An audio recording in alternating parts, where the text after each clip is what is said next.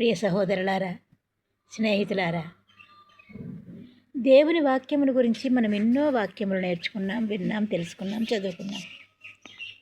అటువంటి ప్రేమమైన వాక్యము, ఆయన ప్రేమ జ్ఞాపకం చేసుకుందాం ఈ శుభదినమున. ప్రియ స్నేహితులారా, దేవుని వాక్యము ఖడ్గము వంటిది అంటున్నారు. ఇది హెబ్రీయులకు రాసిన పత్రికలో 4వ అధ్యాయంలో 12వ వచనంలో ఉంది. ఇది హృదయ ఆలోచనలను శోధిస్తుంది, నిన్ను ఖండిస్తుంది, నీ పాపపు విధానమును ఖండించి గద్దించి బుద్ధి చెప్పి సరిదిద్దుతుంది. చెప్పేవారు లేకపోతే చెడిపోయేవారు ఇంకా చెడిపోతూనే ఉంటారు. మరి దేవుని వాక్యము సుత్తి వంటిది. ఇది ఇర్మియా గ్రంథము 23:29 ఉంది. అది నన్ను సరిదిద్దుతుంది. దేవుని వాక్యము తేనె వంటిది. ఇది కీర్తనాకారుడు చెప్పారు 119లో 103వ వర్షస్. ఇది మనకు మధురమైన ప్రేమను అందిస్తుంది. ప్రేమతో కూడిన మధురమైన మాట చల్లనైనది, మంచిదే కదా. నా ప్రియ సహోదరులారా, ఆలకించుడి. ఈ లోక విషయంలో దరిద్రులైన వారిని విశ్వాసమందు భాగ్యవంతులుగాను, తన్ను ప్రేమించు వారికి తాను వాగ్దానము చేసిన రాజ్యమునకు వారసులుగాను ఉండుటకు దేవుడు ఏర్పరచుకొనలేదా నిన్ను నన్ను? మరి ఒక చిన్ని అవయవమైన నాలుకను గురించి ప్రభువు చెప్పిన మాట జ్ఞాపకం చేసుకుందాం ప్రియ స్నేహితులారా. నాలుక అది ఎంత చిన్న అవయవమైనను బహుగా అదిరిపడును. ఎంత కొంచెము నిప్పు ఎంత విస్తారమైన అడవిని తగులబెట్టును కదా. ఈ సంగతి మనకు ఎరుకయ్యి ఉన్నది. నాలుక అగ్నియే. ఈ నాలుక మన అవయవములలో ఉంచబడిన పాప ప్రపంచమై సర్వ శరీరమునకును మాలిన్యము కలుగజేయును. ప్రకృతి చక్రమునకు శిక్షపెట్టును. అది నరకము చేత చిచ్చు పెట్టబడును. యాకోబు పత్రికలో 3వ అధ్యాయం 5లో ఉంది.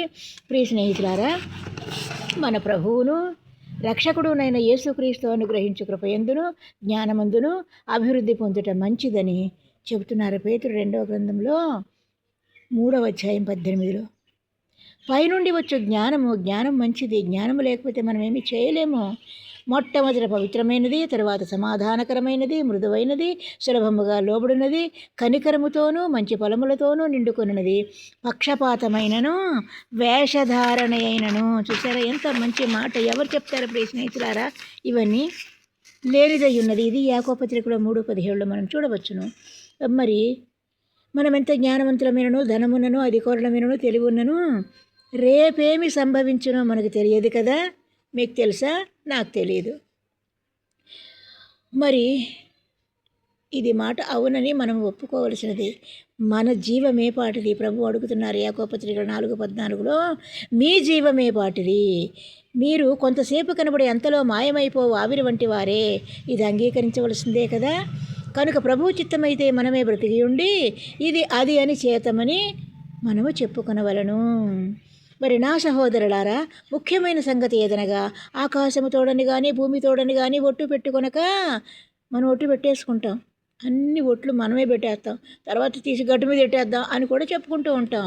అయితే ప్రభు ఇక్కడ అది కుదరదంటున్నారు. మీరు తీర్పు పాలు కాకుండానట్లు అవునంటే అవును, కాదంటే కాదు అని మన మాట ఉండవలను. యాకోబు పత్రికలో ఇది 5వ అధ్యాయంలో 12లో ప్రభు చెప్పి ఉన్నారు. సర్వ శరీరులు గడ్డిని పోలిన వారు, వారి అందమెంతయు గడ్డి పువ్వు వలె వాడిపోతుంది. అది గడ్డి ఎండును, దాని పువ్వు రాలును. అయితే ప్రభు వాక్యము ఎల్లప్పుడూ నిలుచును. మరి పేతురు మొదటి గ్రంథంలో 23-25 వరకు మనం చూసినట్టయితే ఈ వాక్యాలు మనకి అర్థమవుతాయి. మీకు ప్రకటింపబడిన సువార్త ఈ వాక్యమే. మరి పేతురు మొదటి గ్రంథము మనం చూసినట్టయితే 2వ అధ్యాయం 24లో, మనము పాపముల విషయమై చనిపోయి నీతి విషయమై జీవించినట్లు ఆయన తానే తన శరీరమందు ఉన్న పాపములను మ్రాను మీద మోసుకొనను. ఆయన పొందిన గాయముల చేత మీరు స్వస్థత నొందితిరి. స్వస్థత కావాలిగా వైద్యశాలల చుట్టూ తిరిగి వస్తున్నాం కదా. పరమ వైద్యుడు ఆయన అంగీకరించిన మేలు కలుగును. ఆయన చెప్పుచున్నారు ద్వితీయ ఉపదేశకాండములో 15వ అధ్యాయం 4లో, ఆయన అంటే యెహోవా నిన్ను నిశ్చయముగా ఆశీర్వదించును. నిన్ను నన్ను అందరినీ కూడా ఆయన నిశ్చయముగా ఆశీర్వదించును. అది నమ్మాలి. ఎందుకంటే ఆయన మాట అవునంటే అవును, కాదంటే కాదు. ప్రియ స్నేహితులారా, ఆమేన్. Praise the lord.